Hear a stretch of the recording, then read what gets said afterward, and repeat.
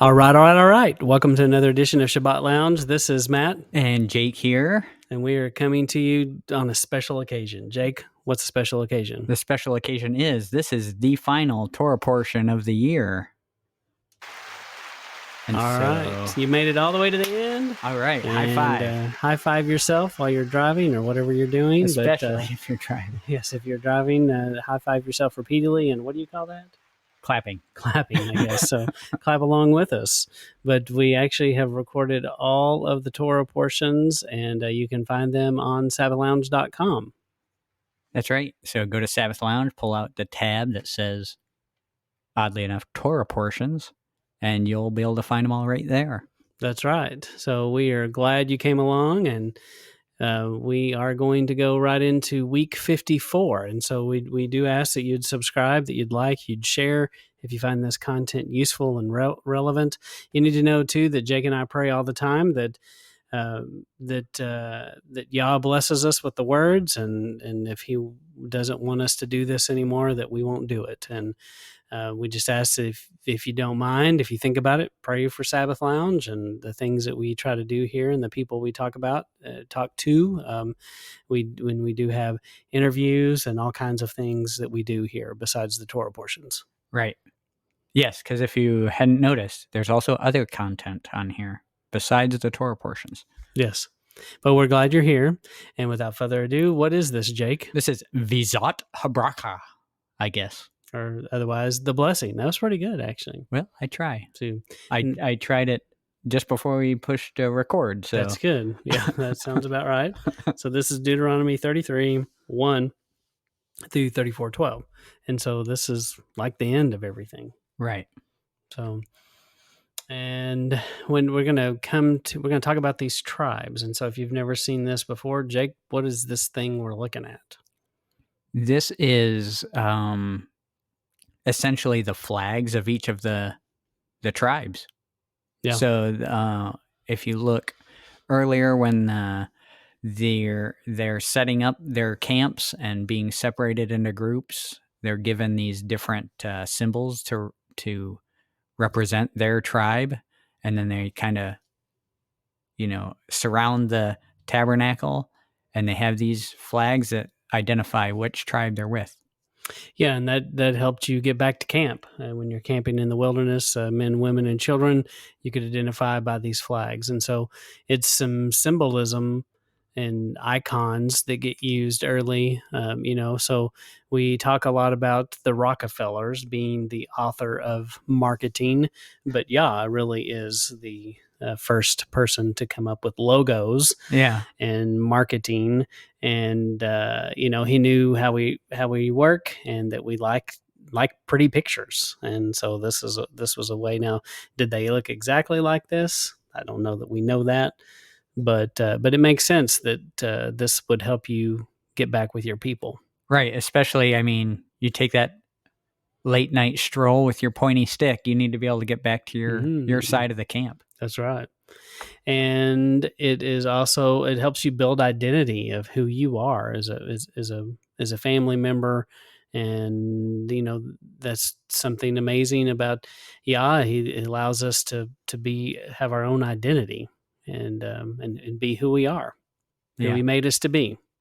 So, And so we're going to talk about those personalities and look at these. So we do have something embedded on the website that we use, which is Sabbath Lounge. I think we're going to go back and forth. There you go. So one of the things that you can find this on Sabbath Lounge, and where it lists out all of the different tribes and they're kind of the meanings of the names of the tribes. And that's kind of interesting if you've never looked at that. And so there's a direct tie-in over into Genesis. So over in Genesis, you see, basically we took Genesis 49 and set it side by side with Deuteronomy 33.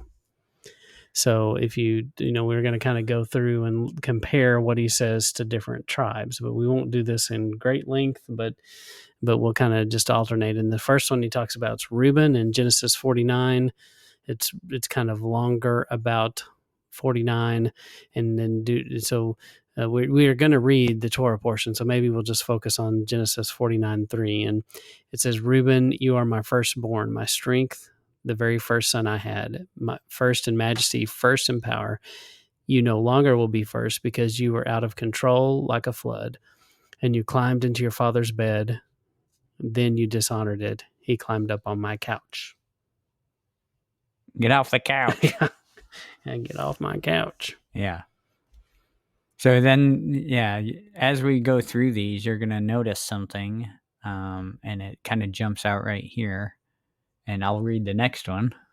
Simeon and Levi are brothers. Their swords are weapons of violence. Do not let me attend their secret meetings. Do not let me join their assembly. In their anger, they murdered men. At their whim, they crippled cattle.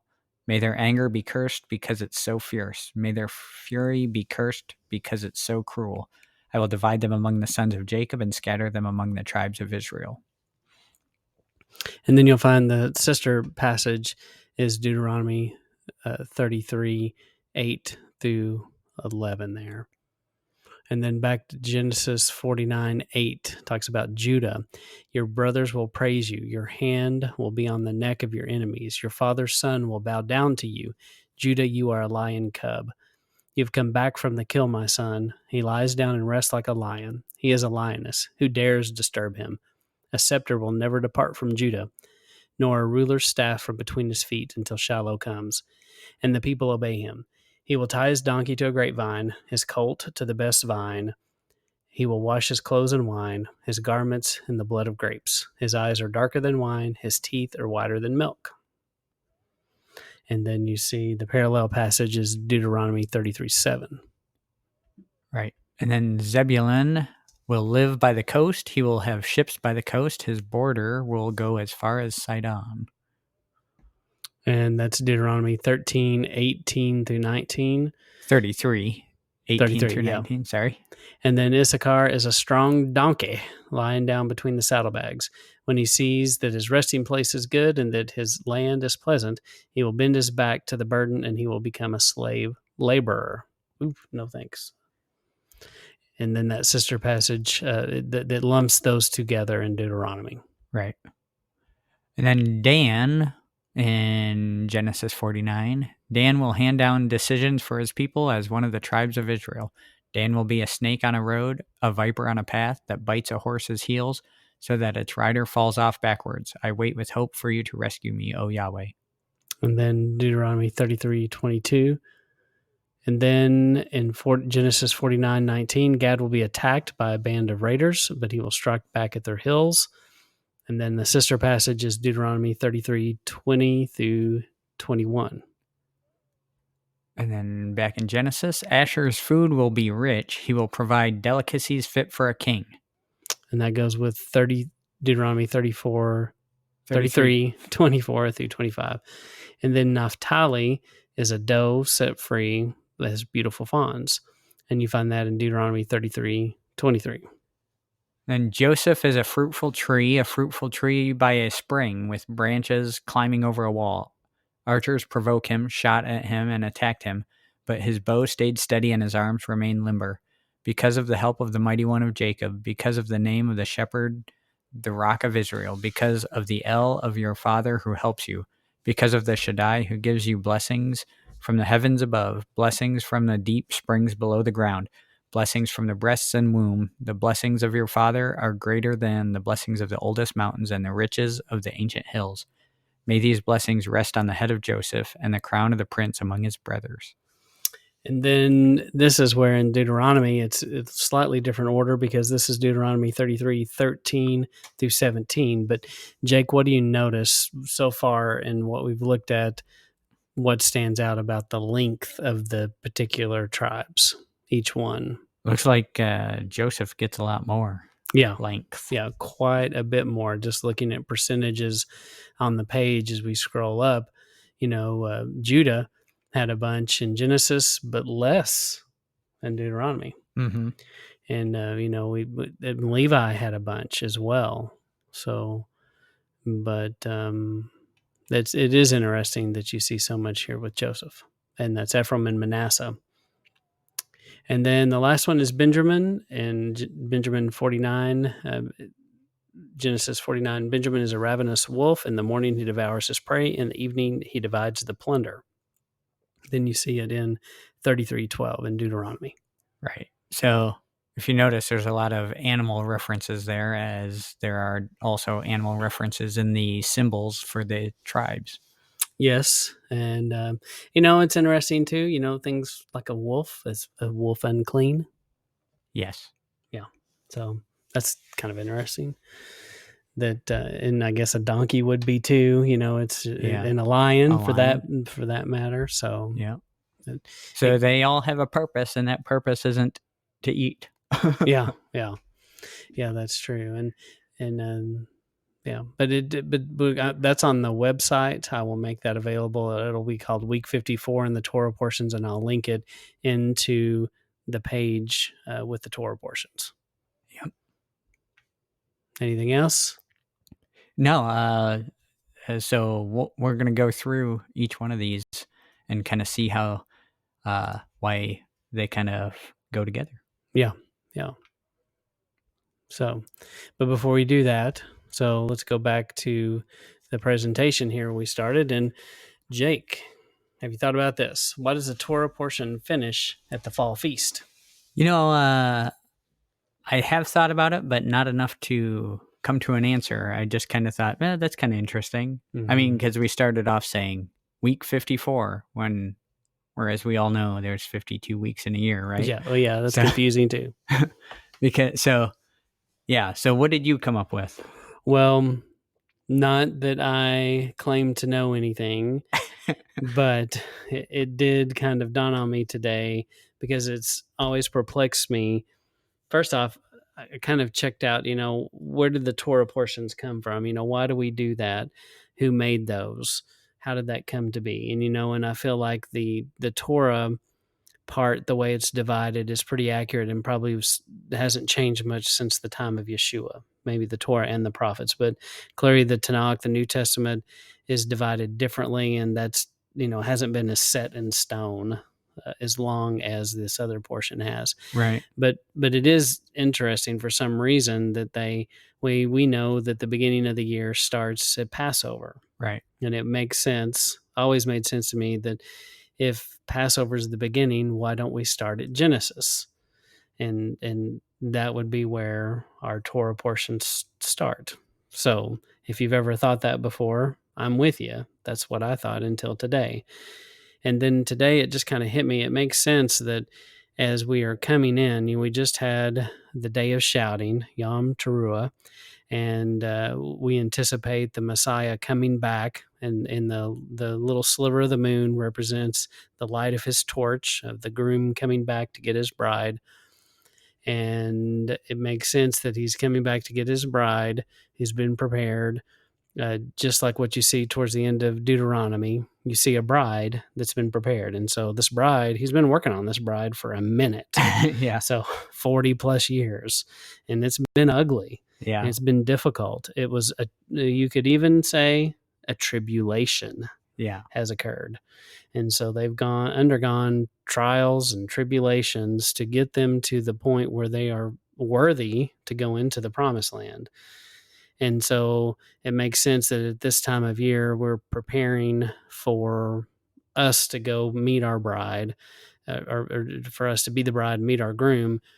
And that Deuteronomy is also kind of preparing them to go into the promised land. And there's a lot of references to heaven being the promised land, and that, whatever you think about what that's going to be and what that's New Jerusalem, that's all kinds of things there that you you could have an opinion on. But we know that this rest and this this last great day where we're communing with God every day, which we've all been working for. It makes sense that this is in preparation and kind of putting the final touches on us in the greater Exodus as we leave Egypt and enter that promised land one more time. It just kind of makes sense. Maybe that's why this is ending where it ends. Yeah, that it ends at the fall feasts, which are an ending of themselves, they're not the end of the year, but they're the end of the prophetic plan. And you can even make an argument that you could argue all kinds of things here, but that when Yeshua comes back, some things are going to be different. We don't know, but there's kind of a tip of a hat, where he says, "Not one jot or tittle will pass from the law until the two witnesses of heaven and earth have passed away." And so, in this new millennium, there's going to be some things that pass away, and things are going to be different, and it kind of alludes that that would be a start for something new, and that would make sense on why you would start it here. Yeah, And it will make the other Exodus look like nothing, and so it makes sense that it would have its own kind of marker in time, different from what had been done before. Yeah, I think that makes a lot of sense. But there are a lot of people that say this is the beginning of the civil year or something, and I don't know. I think that's just all tradition, man-made tradition, really. Yeah, I think that's Babylonian essentially. Yeah, but I don't know. You tell me what you think. Put it in comments. Maybe I'm crazy. Maybe that's all way off. Maybe that made no sense. I don't know. Just let us know. Well, I think too, and I've heard this a few times and was reminded of it recently, how when you look at the creation account, it kind of starts with his voice shouting, the creation existing because of the words that he speaks into existence. And so that's like a shout. It's almost like it actually started at Yom Teruah, Day of Trumpets, Day of Shouting. And then they have the 7 days of creation and rest. And then you kind of have your 10 days of awe there. And then you have this fall at what would seem to be a Day of Atonement kind of situation. And then they're expelled from the garden and off in their, Sukkoting into the wilderness at that point. So it almost seems like the trajectory of Scripture, it starts with the fall feasts and then carries on. The spring feasts have been fulfilled, and now we're back to fall feast preparation, essentially. So it's kind of come full circle, it seems. Yeah. And that's a good point. And it's a good point about just want to talk about, because we talked about it in our group on our last Shabbat, about the power of the word. And there is something interesting that happens in the word, because he talks a lot about blessed are the ones that hear the reading of the word, and there's just, or hear the word, and there's just a lot of this conversation about being blessed because you hear the word. And there's not talk of reading the word, although people could read, but there's something powerful about the spoken word, and especially when we speak his word out loud and listen to it. And so if you don't do that, you need to do that. Speak his word over your house, over your family, over everything you do. And it's a powerful thing. And, encourage you sometimes to go through these Torah portions and use, I have to say that Bible app that everyone has on a phone. The audio part on it's pretty good, and just play that, or whatever it is that, whichever version, or read it out whichever loud, one.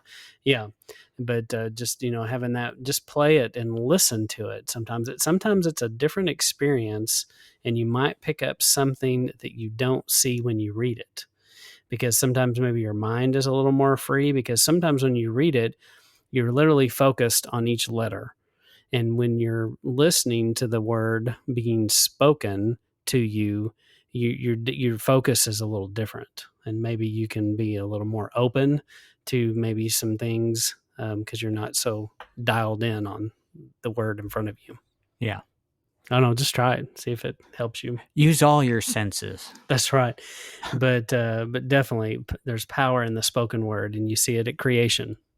Yeah. And it makes sense that those two events would be tied together. Exactly. So we'll move along. Put your thoughts in the comments. Yeah, let us know what you think. So Jake, I guess we'll just take turns. All right. So this is Deuteronomy chapter 33. Moses, the man of Elohim, blessed the Israelites with this blessing before he died. He said, Yahweh came from Sinai. For his people, he rose from Seir like the sun. He appeared like sunshine from Mount Paran. He came with tens of thousands of holy ones. On his right was a raging fire for them. You certainly love your people. All your holy ones are in your hands. They bow at your feet to receive your instructions. Moses gave us these teachings. They belong to the assembly of Jacob. All right. So, what that last thing say? You were talking about that earlier in verse 4 about belonging to the assembly of Jacob. So, I think you had some thoughts. Yeah. So, let me read it in a different translation, see if it jumps out at you. Moses commanded us a law, even the inheritance of the congregation of Jacob. So, where it says teachings here, that's really what Torah is. It's instructions, right? Moses gave us the Torah, and it's the inheritance of Jacob. So it's what Jacob has inherited. So why are we trying to get rid of the inheritance? Why does the church try to get rid of the inheritance that Israel has received? And I think part of it is because they don't realize they're Israel, or supposed to be Israel. Well, and it's interesting too that he uses Jacob here, not Israel. Yeah. Because a lot of the times when you see, I've always heard it said, when you see Jacob, it's him in the flesh. When you see Israel, it's him in the spirit. Yeah. But also, to me, that's maybe done intentionally because, it's done on purpose this way. Yeah. And, I don't know that that's a hard and fast rule. I see it, kind of used interchangeably certain places. I think sometimes you can make that case, but I think other times you can't. Yeah. So it's kind of depends. You got to study that out. And it's interesting because many people would assume that this belonged to the Levites or even the tribe of Judah. Yeah. But he says specifically Jacob. Yeah. Which is all of us. It's all of them, right? Yeah. Which also goes to the fact that in Judges and other places and even in David, when we see people in such disarray, that you can't put it all on the priests and the Levites and say it's their fault. It was all of the people's fault because they should have known the things to do and they didn't follow the Torah and read it and they didn't hold their people accountable. Yeah. Yeah, and if you've listened to our channel for any length of time, then you've heard us mention that. There are other leaders besides the priests. Yeah. And they're meant to hold each other accountable. Yeah. Kind of a checks and balances. Yeah. Matt, what do you think about this verse here? He came with tens of thousands of holy ones. On his right was a raging fire for them. What do you mean on his right? I thought, he was the raging fire. Isn't that interesting? It is. It is. Is he talking about the cloud, the pillar of fire? That's what it sounds like. So another tens of thousands of holy ones, makes me think, it does say in different places where he basically says, I'm going to go out before you and I'm going to take care of this. Yeah. Yeah. I think this is also Yeshua language here. Oh yeah. Right hand, basically. Yeah, that's good. Well, we'll continue on and we'll start in 33:5. Yahweh was king of Jeshurun when the leaders of the people assembled together with all the tribes of Israel. May the tribe of Reuben live and not die out, though their people are few in number. This is what he said about the tribe of Judah. Hear the cry of Judah, O Yahweh, and bring them to their people. They must defend themselves. Help them against their enemies. That seems quite perfunctory. Perfunctory? Yeah. That's a good word. I don't think it applies, but it came to mind. Yeah, that's fine. So, but no, I think prescient would be the better word, because prophetically, this cry of the cry of Judah. I mean, what do we know about history? They cried out a lot, and were destroyed a lot. Yeah, and yet, still maintained. I think of the Maccabees a lot when I think of this kind of thing here. they must defend themselves, help them against their enemies, and they've needed it. Oh yeah, yeah, So for I think sure. that's interesting. Mm-hmm. All right, continuing on. About the tribe of Levi, he said, "Your Thummim and Urim belong to your faithful people. You tested your people at Massa. You quarreled with them at the oasis of Meribah. They said that they didn't know their father and mother. They didn't recognize their own brothers. They didn't acknowledge their own children, but they obeyed your word and were faithful to the terms of your promise. They teach Jacob your rules and give Israel your teachings. They burn incense for you to smell and sacrifice burnt offerings on your altar." Once again, this one is interesting in 10, where it separates Jacob and Israel. So Jacob gets taught the rules, Israel gets the teachings. See, I would think that would be more along the lines of when he repeats himself. So I think he's accentuating the fact he's linking Jacob and Israel as the same entity, right? So Maybe so. they teach Jacob your rules and give Israel your teachings. It's kind of the same thing. So Mm-hmm. I think he's just accenting the fact that that's what he's doing. Kind of similar when you see where he talks about faith and obedience. It's usually written similar to this. So when really he's equating faith and obedience in those cases, if that makes sense. Yeah, I was kind of curious. In Deuteronomy 33:10 is where we are. And if you look at the blue letter Bible or the Hebrew on it, it says, it does say the Torah, the law, and thou shalt put incense before thee and whole burnt sacrifice upon their altar. Yeah, so this is teach Jacob your I guess it's judgments 9. and Israel your law. Mm-hmm. Yep, in verse 10 there. What does it say? Look at verse 9 in the Hebrew. Observe thy word and thy covenant kept. Yeah, kept. For they have observed thy word and kept your covenant. Mm-hmm. Yeah. So similar, but it's almost like faith with works, kind of. Yes, that faith and obedience concept, right? Both going hand in hand. So they heard it and they put it into practice. So it's basically James, the book of James. Yeah. So it's that's Levi has these these I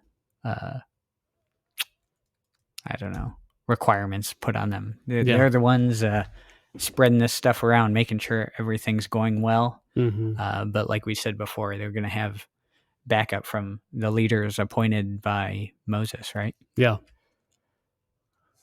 And moving on, 11, Yahweh bless them with strength and be pleased with the work they do. Break the backs of those who attack them and hate them so that they can never get up again. About the tribe of Benjamin, he said, Yahweh's beloved people will live securely with him. Yahweh will shelter them all day long, since he too lives on the mountain slopes. He sure does. Because he's a wolf.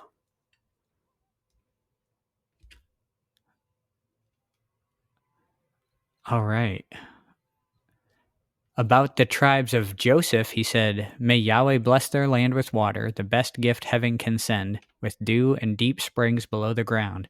May Yahweh bless their land with crops, the best gift the sun can give, the best produce of each month, the finest fruits from the oldest mountains, the best from the ancient hills, and the most plentiful crops of the earth. May Yahweh bless their land with the favor of the one who is in the burning bush. May these blessings come to the tribes of Joseph. May they crown the people who are like princes in Israel." I like that. Yeah, lots of good stuff there. And we talked about a minute ago, Joseph gets this really long section here. And it's interesting that may they crown the people who are like princes in Israel. Yeah. So there is this concept of, being a prophet and a priest, or being not prophet and priest, but being a priest and king. Yeah. And definitely seems to be found here.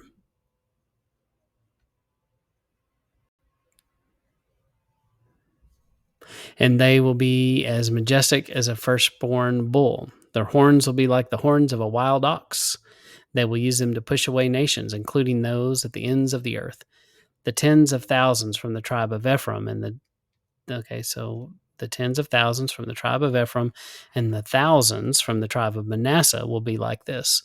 About the tribe of Zebulun, he said, people of Zebulun, enjoy yourselves when you go to war, and you people of Issachar, enjoy yourselves when you stay at home. They will invite nations to their mountain, and they will offer their proper sacrifices. They will be nourished by the abundance from the seas and the treasures hidden in the sand. Ooh. So these guys are going to be pirates. Or is it oil? Or they're going to have metal detectors. It's oil. Could be oil. That would be a treasure hidden in the sand, wouldn't it? Mm-hmm. Interesting. So I think this is interesting too. We have verse 17 there. They will be as majestic as a firstborn bull. Now, how many times is the word bull used in Scripture? I mean, A few, or like a million almost. Probably used a bunch. Closer to 1,000, right? Mm-hmm. So when you look at those, for those following along, this word here is Rehami, something like that. Anyway, it says the exact meaning is not known. Oh. So why didn't they just use bull there if they meant bull? Mm-hmm. This version says unicorn. Oh. What do you think of them apples? Some people call that a rhinoceros. Some people do. Yes. I think the Bible calls it a rhinoceros. I think there's also alternate theories out there. Yeah. So get creative in the comments. Yeah. Let us know what you think that really is talking about. Yes, we want to see some unicorns. Don't put unicorns. just explain what you think it means. That's up to you. Okay, just don't put magical unicorns in Yes, magic's bad. About the tribe of Gad, he said, blessed is the one who gives the people of Gad more land. They wait there like a lion. They can tear off an arm or a head. They chose the best land for themselves. Indeed, a commander's piece of land was reserved for them. They were leaders of the people and did for Israel what Yahweh considers fair and honorable. About the tribe of Dan, he said, the people of Dan are a lion cub. Out of Bashan, they pounce on their enemies. Who else did he say was a lion? Judah. Yeah. Yeah. So it's interesting that Dan gets to be a lion cub. Gad, you mean? Gad, yeah, sorry. Yeah. No, it says right here, the people of Dan are a lion cub. Oh, yeah. So My this bad. is Gad and Dan together. Yeah. Yeah. Gad is also a lion at the top here. Yeah, they wait Yeah, there. they wait there like a lion. So lots of lion imagery going on here. Yeah, and we encourage you to go back and look at Genesis 49 and see where they lay out the same kind of information about the tribes and see how they're different, see how they're the same. About the tribe of Naphtali, he said, the people of Naphtali enjoy Yahweh's favor and are filled with Yahweh's blessings. They will take possession of the lake and the land south of it. About the tribe of Asher, he said, the people of Asher are the most blessed of the sons of Israel. Ooh. May they be the Israelites' favorite tribe, and wash their feet in olive oil. May the locks and bolts of your gates be made of iron and copper. May your strength last as long as you live. So, Jake, may the locks and bolts of your gate be made of iron and copper. That's right. Not plastic. Well, if I've just dipped my feet in oil, I won't be able to run away. So you might fall down. I'll need those protective gates. Maybe so. So that's an interesting thing, though, about the gates. Gates are a defensive stronghold, kind of, tool. They're a defensive tool. That's why later in the New Testament, when it talks about the gates of hell will not prevail against you, right? And that's a defensive side from their perspective, it's because Yeshua is going to come and attack them, and they will not be able to stand against it. Yeah. I think we mix that up and think that we're defending against them, against hell, quote unquote, right? Mm-hmm. But really, that's a defensive stance on their part. Yeah, it's good.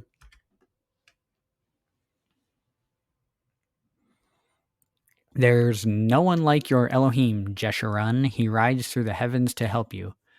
In majesty, he rides through the clouds. The eternal Elohim is your shelter, and his everlasting arms support you. He will force your enemies out of your way and tell you to destroy them. So Israel will live securely. Jacob's spring will be left alone in a land of grain and new wine. Dew will drip from Israel's skies. Ooh. Yeah, so this riding in the clouds, what kind of imagery does that remind you of? End times. Yeah. Yeshua coming back, and then 28. Once again you see Israel and Jacob. So I mean, there's something going on with the names. Yeah. Of where he's saying Israel lives securely, Jacob's spring will be left alone. So definitely painting this imagery of, you could argue, a new heaven, a new earth kind of thing, even a future thing that can happen here. So definitely is a good thing here. If your land is full of grain and new wine, and dew dripping from the sky would mean rain, and things are good. That's right. You need rain. You are blessed, Israel, who is like you, a nation saved by Yahweh. He's a shield that helps you and a sword that wins your victories. Your enemies will come crawling to you, and you will stomp on their backs. Emphasis added. That's right. It wasn't in the text. This is the dramatization of the scriptures. I don't think there was an attitude with it. So then we're on to chapter 34. Let me check my little notes here, see if I missed anything. Nope, we hit the thing I wanted to talk about. Okay. So yeah, I'll just go on with this here, unless you had a note in between. Okay. Then Moses went up on Mount Nebo from the plains of Moab. He went to the top of Pisgah, across from Jericho. Yahweh showed him the whole land. He could see Gilead as far as Dan, all of Naphtali, the territory of Ephraim and Manasseh, all the territory of Judah as far as the Mediterranean Sea, the Negev and the Jordan plain, the valley of Jericho, the city of palms, as far as Zoar. Then Yahweh said to him, "This is the land I promised with an oath to Abraham, Isaac, and Jacob. I said I would give it to their descendants. I have let you see it with your own eyes, but you may not go there." As Yahweh had predicted, Yahweh's servant Moses died in Moab. He was buried in a valley in Moab near Beth Peor. Even today, no one knows where his grave is. Probably a good thing. People don't know where his grave is. Yeah. Interesting here. With no one knowing where his grave is, there's a scenario, and I'm not remembering exactly where right now, but where Michael protects the dead body, essentially, of Moses from Satan, right? Yes. And I think that's pretty interesting, because perhaps he plays a role at a later date. Yeah, for sure. So, if you basically Jude 1 9, Jude 1 9 refers to an event where that very thing is. So that's where your scripture reference would be for that, Jude 1 9. Okay. So something you ought to go look up and see, check it out for yourself. But and I think that if people would have found his body, especially back then, I mean, he could have become an idol. He could have been, it could have been bad. Yeah. So, or people could have dug it up and tried to use it for power. Or, just who knows what. People do weird things, and it's a beautiful picture too of basically Yahweh, taking care of him in his grave and at the death. Yeah. So, yeah. Did you have something? Well, I know you have a question about on the next one that you were going to say. Okay, Eventually I'll here in a bring minute. something up here Okay. first, though.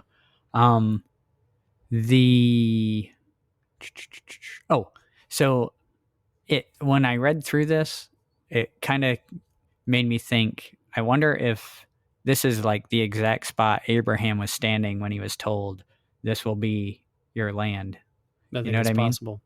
And it is similar in that one passage where he tells Moses to go up and look. I think it was on Mount Nebo or Pisgah when he said, go look northeast, southwest, and this is the land. Yeah, he's told him this before. Mm-hmm. And it's all around him, as in he's standing in the land. Yeah. Yeah. So, tough moment. Yeah. The end of an era. Yep.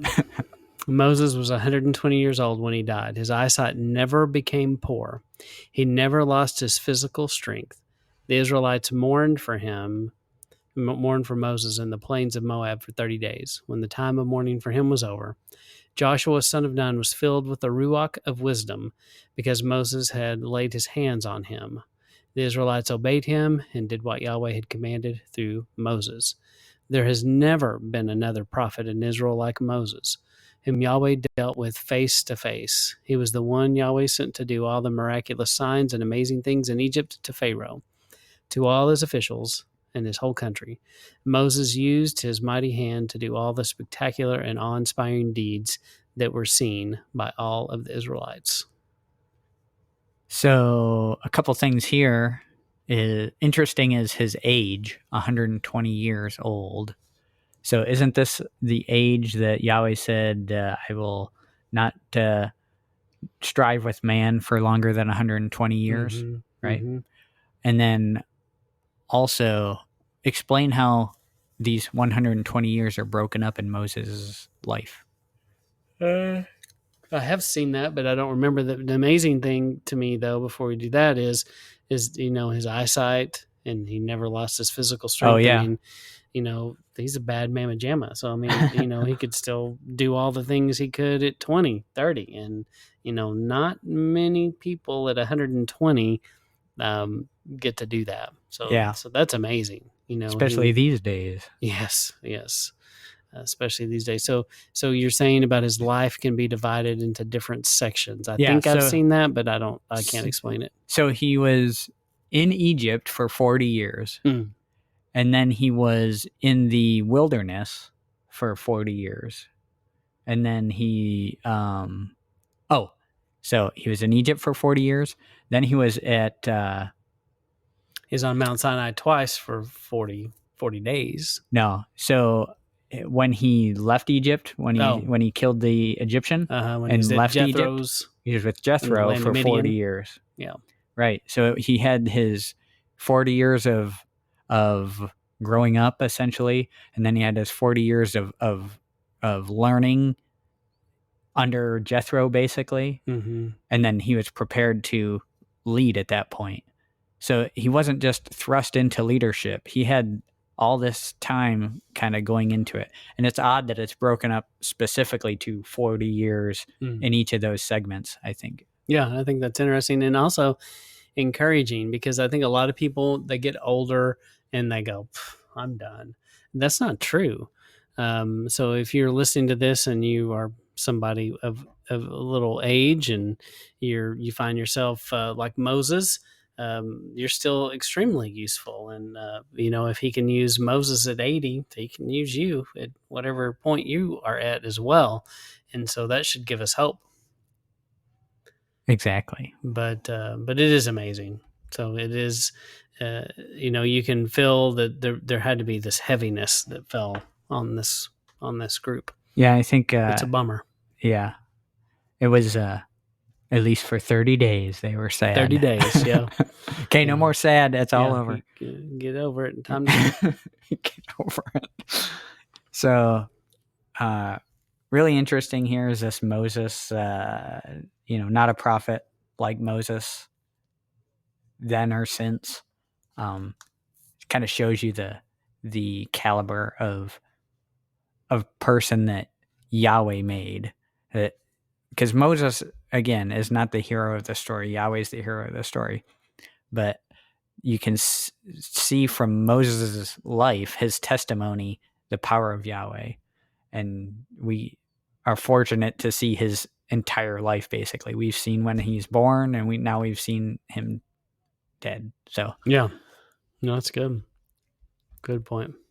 and clearly he's the person with the most, probably the most by volume scripture dedicated to him. Yeah. He gets a good portion. So, Jake, you brought up this. What do you think it'd be like to talk about one's death the way Moses does here? So I think I tend to lean toward, okay, so the question that one might ask is, who wrote the Torah, Matt?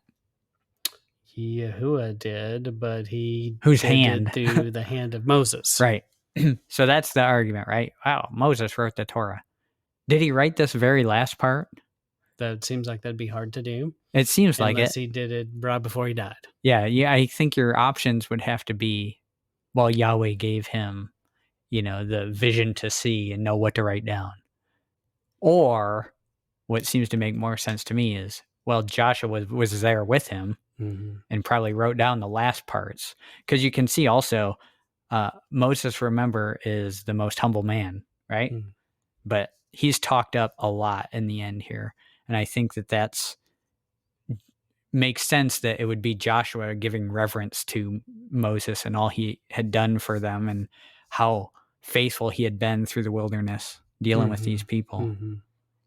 So I think that makes a lot of sense that probably Joshua wrote this last part here. Yeah, I think that's fair. So I think we've come to the end of the entire Torah portions and time to start over. Yeah. So after you read this, roll that scroll back and or flip to the beginning. Yeah. And then start back over.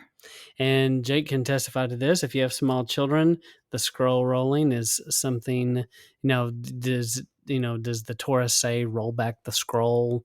No, there's not a scripture that says that, but clearly that's what we're doing when we go back and start in Genesis. But we live differently. We don't read off of a scroll. At least I don't. Maybe you do at home, but most of us don't do that. But it's a great thing to do with children, I believe. Yeah, and old people like it too. Yeah. So there's that. Well, Jake has done it before in our group, and he brought a big scroll and rolled it out on a big old table. And it's more complicated than you would think. It takes a minute. Yeah. You got to be good at scroll rolling. Yes. Just like, can you fold a map, Jake? Nope. Okay. I wad it up in a ball, and then I put it under something heavy. That's good. I'm sure your dad is proud. He's proud of that. So my wife's real good with a map, though. Yeah.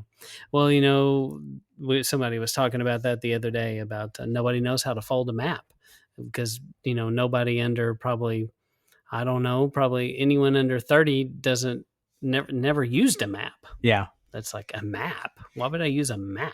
You mean this thing on this screen? Yeah. So that's a lost art people don't know how to do. Yeah. So just like rolling the scroll. That's right. That was the tie-in, by the way. Oh, I thought we were just off on tangents. I was going to start talking about what I had for dinner. So. Oh, yeah. No. But no, you're right. I think it's, I think there's a Jewish tradition of rolling the scroll back, but when we started doing it, it wasn't from that. It was just, hey, we're at the beginning. We got to roll this thing back up. Well, it's a good hands-on, tangible thing. Anything you can do to get children involved in all of this, it's worth doing because it's something that they can do. Exactly. So we encourage you to get in the Torah portions and read them as a family. Yep. Out loud to each other. Yes. And do it with a group. And if you need help finding a group, go to Fellowship Finder. Where is that at? Well, we have it on our website, I believe. Yes, and on Psalm 119 Ministries, both places. and you can type in your location, and you might find a group right next to you. And it might be us. Yeah, it could be us. So check out that, and typically you want to check them out and send an email and have a conversation, and just make sure that they're not crazy. And there's no crazies, Matt, because there are some crazies out there, and even in the Torah community, some people you just want to make sure you know what you're walking into. Make sure you're equally yoked with the people you're getting involved with. Yeah. And we encourage you to, and if there's not one close to you, you know what they need to do, Jake? What's that, Matt? They need to start one. There you go. And start with your family. And even if it's just you and your kids and your wife, your spouse, maybe your cousin and your dog, that's a place to start. And maybe along the way you meet a friend and say, hey, come do this thing with us. And but if you don't have a fellowship, don't sit there and go, woe is me, I wished I had a fellowship. Nobody loves me. And you know what, with the way the internet is now, there's so many like online groups that you can go watch their Sabbath studies, and you can even comment and call in with questions, and you can actually become part of that fellowship. Yeah. I've even heard people maybe in the TikToks talking about how they're part of some remote fellowship like that, and they're kind of a virtual hit the mic, kind of a virtual member of something. And this is there's just a lot of options. Amazing day and age, which there's really no excuse for you if you truly want to be a part of a fellowship. They're out there, and you can't say they don't exist. So we hope you find one. We hope you get plugged into one. If you need help with how to start one, what does this look like? How do we do it? We'd be happy to help. Reach out to us. You can send us an email. Or put comments. If you care to. So we also have a video that we have posted that you could kind of hear our thoughts on it. Yeah. If you're shy and don't want to be reaching out. That's right. And then Jake, tell them what else do we want them to do with like and subscribe. And give it the thumbs up. Hit the dinner bell so you can get notifications whenever we post a new item. And we just always appreciate if you tell other people about this and let them know what we do, and hopefully you find this content to be useful and beneficial. And there's interviews and more at sabbathlounge.com. And this is meant to supplement your own studies, not to be your study.